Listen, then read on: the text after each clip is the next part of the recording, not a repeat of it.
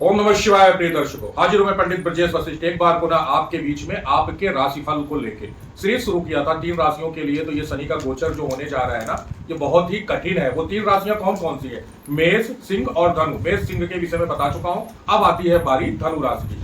अगर आपकी धनु राशि है, धनु राशि का मतलब ये होता है कि एक व्यक्ति है जिसने क्या पकड़ा है, एक धनु ही पकड़ी। और तो पहले धनु को समझना, और धनु के साथ साथ क्या हो रहा है ना, ये जो शनि का गोचर हो रहा है, ये शनि का जो ट्रांजिट हो रहा है 29 मार्च को ना, वो कष्टकारी है। और किसके लिए कष्टकारी है? धनु के लिए कष्टकारी हो रहा है। क्यों? क्योंकि ये लौहपाद है, 4, 8, 12। ये लौहपाद का जो शनि का गोचर आपके साथ शुरू हो रहा है, आपके लाइफ में शुरू हो रहा है ना, वो क्या क्या परेशानियां आपको क्रिएट करेगा। सबसे पहले तो मैं ये बताना चाहूंगा कि अगर आपकी धनु राशि है, लग्न है धनु, या राशि चंद्र से धनु है, या आपके नाम से आपकी राशि धनु बनती है ना, या आपकी कोई कंपनी है, फर्म है जिसका नाम से जिसके नाम का धनु राशि बनती है ना, वो सब इसमें इंक्लूड होता है। और एक चीज, उपाय भी बताऊंगा और सटीक उपाय बताऊंगा। देखो मेरी बात समझना भाई, अगर मान लो आप बाहर निकलते हो और बाहर कई रास्ते हैं, आपको जाना तो पड़ेगा, आपको किसी चीज की जरूरत है, हॉस्पिटल की जरूरत है, डॉक्टर को दिखाना पड़ेगा, पर रास्ते में क्या है ना, कर्फ्यू वगैरह लग गए हैं, जाम वगैरह लग गए हैं। एस्ट्रोलॉजी क्या करता है ना, आपको सही रास्ता दिखाता है। आप सही रास्ते को चुन लेंगे, आप आराम से पहुंच जाएंगे। तो बस बुद्धिमत्ता यही है कि ग्रह जो हमसे मांगते हैं ना, हम उन्हें दे दे। तो ज्यादा समय न लेते हुए आइए शुरू करते हैं धनु राशि के लिए ये गोचर क्या लेके आया है और कैसे संभलना चाहिए और क्या हमें देगा। सबसे कि ये जो गोचर है ना, पूर्वा भाद्र में शनि का चतुर्थ चरण में, ये धनु में जो मूल नक्षत्र के व्यक्ति हैं, जिनका नक्षत्र मूल में पैदा हुए हैं और उनका धनु राशि बनती है, उनके लिए ये बद तारा है। और बद तारा में अत्यधिक पीड़ा देगा 1 महीने तक। 1 महीने तक का मतलब 29 मार्च से 29 अप्रैल तक। लेकिन एक चीज समझने की बात है, यहाँ पे आप अपने कुंडली को देख सकते हो। आप देखो कहीं शनि पीड़ित तो नहीं है, शनि चंद्रमा के साथ तो नहीं बैठा है, शनि की महादशा या अंतरदशा तो नहीं चल रही है। उनके लिए ये गोचर अत्यंत प्रभावी हो जाएगा और सबसे ज्यादा प्रभाव देगा। तो आइए धनु राशि वाले, आपके ना अभी तक शनि महाराज 3rd हाउस में थे। 3rd हाउस क्या था?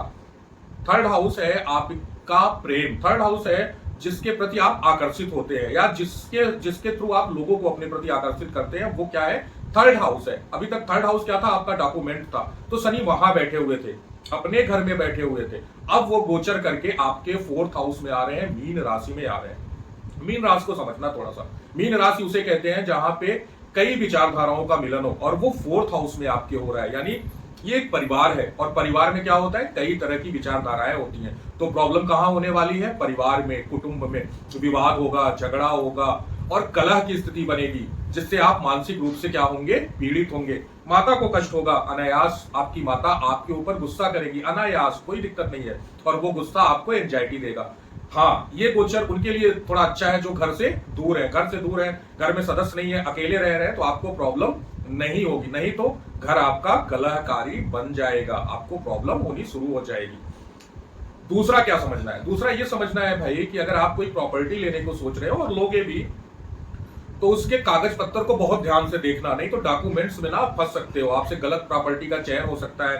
लोन वगैरह अगर कोई ले रहा है ना, या आप किसी को प्रॉपर्टी दे रहे हो, तो कहीं साइन करने से पहले ना उस दस्तावेज को कई बार पढ़ लेना, क्योंकि अब आपसे ना डॉक्यूमेंट्स की प्रॉब्लम होने वाली है, डॉक्यूमेंट संबंधित प्रॉब्लम होने जा रही है। कोई झगड़े फसाद की जमीन वगैरह मत लेना, मकान वगैरह मत लेना, क्योंकि राहु है, परेशान कर देगा, एंजाइटी दे देगा, बेफजूल के आप फंस जाओगे। कोई साइड फॉर्म में धन कमाने का रास्ता ऐसे बता रहा है कि वो प्रॉपर्टी ले लो, उसमें तुम इतना पैसा पा जाओगे, यहां से तुम इतना बढ़ जाओगे, तो ऐसी गलती मत करना भैया, नहीं तो वो भी तुम्हें क्या देगा? पीड़ा देगा। दूसरा, किराए से धन आएगा भाई आपके पास ना। छोटा छोटा किराए वाले अगर आप हैं, किराए से धन लेते हैं, तो भाई किराए से धन तो आपको आना तय है। उसके साथ साथ क्या हो रहा है? शनि महाराज की जो तीसरी दृष्टि पड़ रही है ना, वो आपके 6ठम भाव पे पड़ रही है। तो वो आपसे ना घर बनवाने के लिए, प्रॉपर्टी खरीदने के लिए, देखिएगा ये 2.5 सालों में इन्वेस्ट करने के लिए ना आपसे बैंक से लोन लेने को कहेगा। आपका मन करेगा कि आप बैंक से क्या लें? लोन लें, और लोन की स्थिति बनेगी तो थोड़ा सा लोन आप अपने ऊपर रख सकते हो, लेकिन बहुत ज्यादा नहीं। लोन का प्रेशर नहीं बनाना है अपने ऊपर, ठीक है।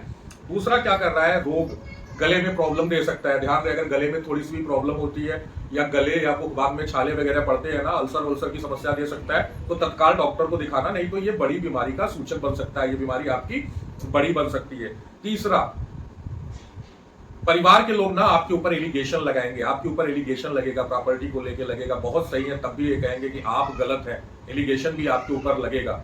लेकिन आप ना, चूंकि शनि है आप मेहनत करके ना, आप अगर वहां पे गुस्सा नहीं करेंगे, झगड़ा नहीं करेंगे, सनेह सनेह इत शनिश्चर, जो धीरे धीरे चलता है वही शनि है। आप धीरे धीरे अगर अपनी प्रॉब्लमों को मैनेज करते चले जाएंगे तो यही शनि आपके लिए अच्छा हो जाएगा। साथ में रूटीन भी आपको देखना है, रूटीन को फॉलो करना है आपको ना, अपने मामा मौसी इनसे संबंध अच्छे बना के रखने हैं, और रूटीन सुबह सही टाइम पे उठना और सही टाइम पे सोना। अगर आपने रूटीन फॉलो कर लिया ना भैया, तो आपको कोई प्रॉब्लम नहीं होगी। आपको गायों की सेवा करनी चाहिए। चलिए गाय नहीं है कहीं पे, तो आप पशुपति भगवान का पूजन करिए, पशुपति नाथ का पूजन करिए, पशुपति स्तोत्र सुन सकते हैं, उससे आपको बहुत ज्यादा लाभ मिलेगा। कि आपके कर्म क्षेत्र पे पड़ रही है भैया, तैयार रहो, मजदूर बना देगा लौह पार। यानी आपके जूते कैसे हो गए हैं, लोहे के, और लोहे के जूते कितने कंफर्टेबल होंगे वो आप जान ही सकते हैं। तो आपको ना, आपके पैर को शनि लोहा बनाने आया है, यानी बहुत दौड़ाएगा, बहुत मेहनत करवाएगा। ऐसा नहीं है,